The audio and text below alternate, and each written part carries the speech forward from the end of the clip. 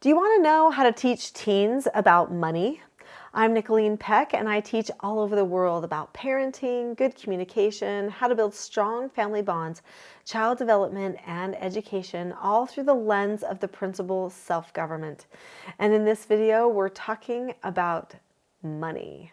This video teaches practical skills to help teens develop self-control, mastery, and some self-government skills as it relates to money.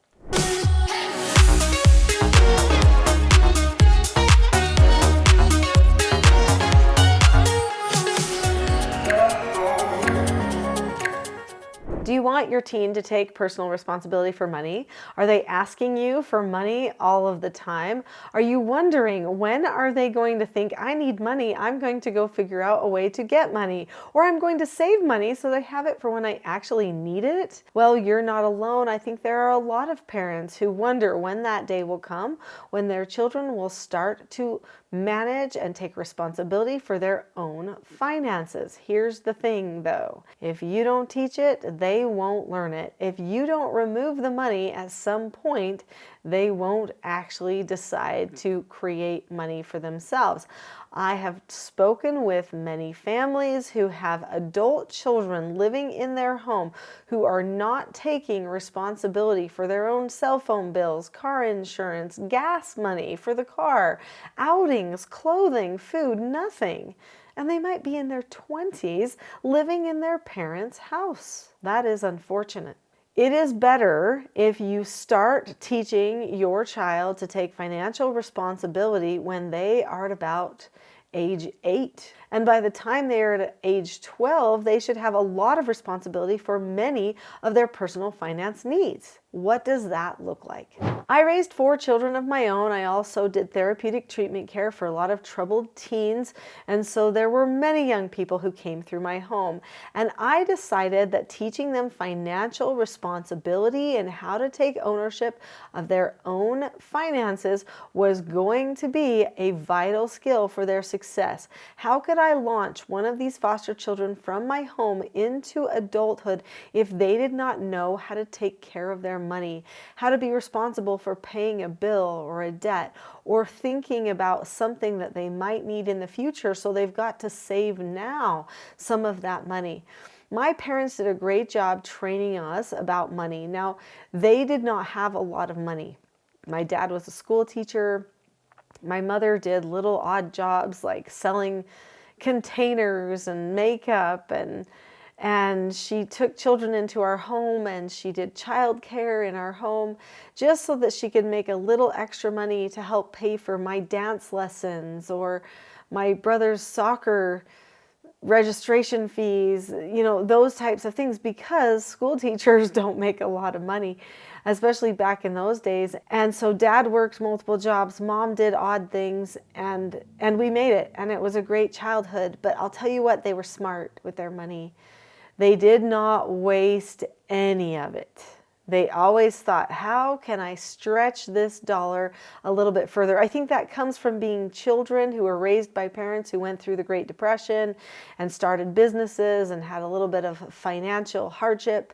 They knew that they had to manage their money wisely, and so they taught us. So from the time we were really little, they taught us about a book called The Richest Man in Babylon. I don't know if you've ever read that book before, but it's a great one, especially if your children are like maybe ages 8 and older. Have them read The Richest Man in Babylon and discuss the book with you. So here's a couple of key things in that book that I think we could talk about now, which is that this man learns that he wants to develop wealth, but he doesn't know how to do it. And so another man that he talks to, this richest man in Babylon, tells him that he needs to save half of what he makes. Not only that, he needs to save 10% of what he makes and give it to a higher purpose like charity or God or something like that. Okay, so tithe it. Okay, 10% in a tithing, 10% saved for long-term goals, 10% saved for short-term goals, and then half, so 50% saved for just the future, never to be touched. So that means that you only have 20% of the money that you made to actually be used for your expenses. So your expenses cannot exceed 20% of your income in order for you to be wise with your money. That is an incredible recipe for wealth. And me and my siblings took it to heart. We saved 10% for tithing, 10% for long term, 10% for short term, and half of our money for just to save. Now, here's the thing. You get going in adulthood and get into college, and you know what? I started using some of that half that I had been saving to pay for a car and to pay for things. I didn't get enough developed in the long term by the time I really needed a car, but because I'd been putting aside at least half into this other account, I was able to have what I needed. But here's the other thing is my parents not only taught us all of those principles, but they also gave us financial responsibility for a lot of things. This meant that early on, I didn't go to my parents for money. In fact, as soon as I started babysitting other people's children, I stopped going to my parents for money because I knew that I had my own money. Now, I started babysitting when I was like 8 years old. I know that was back in the day, but people trusted me and they paid me. But for sure, by the time I was like 12 years old, which is usually that legal age to babysit, I was bringing in quite a bit of money with babysitting. And so if I wanted a new outfit for school or a new pair of shoes, if I wanted to buy a gift for someone for their birthday or for Christmas, I was using my own money.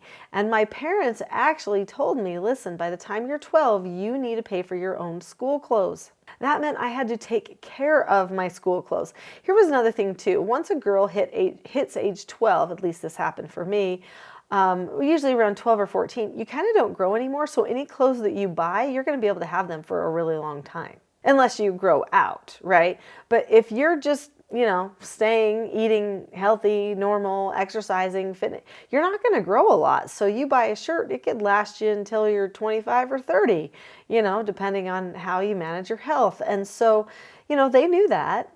And so they gave us the responsibility starting at age 12 to buy all of our own clothes, which meant that if we took care of our clothes, we wouldn't need a whole new wardrobe every single year. And as a teacher who had 5 children at home and they were all getting older and their clothes were more expensive now, it was hard to buy that much stuff. And so I know that's why they put some of that responsibility on us. So I started buying everything that I needed. And every once in a while, if my mom bought me something as a surprise or for Christmas or birthday, oh, I loved it. In fact, for Christmas and birthday, I always wanted clothes. Why? Because that would save some of my money so that I could then do something else fun with a friend, like go ice skating or roller skating or, to a drive-in movie or something like that. So I did the same thing for my children, but I prepared them way ahead of time that starting at age 11 or 12, that they would have responsibility for buying their own clothes and shoes and gifts and souvenirs or any other, bills that they wanted to create for themselves. And I would feed them and give them shelter and pay for their doctor appointments, some of those basic things. But I was not going to buy all of the other little things that they thought they wanted to have. So we taught them how to save. We taught them with, the richest man in Babylon. And we also gave them responsibility and helped them build up to it by knowing that it was coming. And so then when it hit Christmas and I'd say, what do you want for Christmas? And they'd say, I want socks. I want underwear. People might think that's bad, but for my children, they were grateful to get socks and shoes and underwear and those types of things. And it wasn't that we couldn't afford anymore. We always threw in a couple of other fun things, of course, but they were able to appreciate what was really given to them because they actually needed it.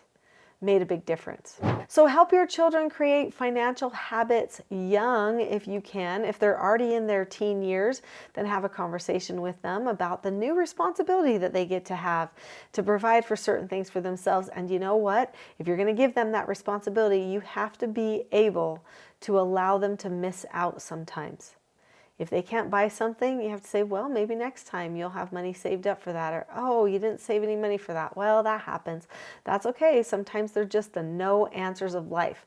What are no answers? No answers are one of those skills that every person needs in order to be self-governing. So this channel is a teaching self-government channel, and I teach all about the skills and principles of self-government. There are 4 basic skills of self-government that I often talk about. One of them is how to accept a no answer or a disappointment, or when things don't go exactly how you want in life. You will need that. In fact, you'll also need the skill following instructions. You'll need to learn how to give yourself instructions and actually follow through. You'll also need the skill accepting consequences, because if you don't manage your money properly, then it won't be there for you when you need it. Children, adults, everyone need all of the skills of self-government. Learn more about the steps of those skills in my next video called The Not So Known Secret for Parenting Success. Click on the link to that video next. I'll see you there.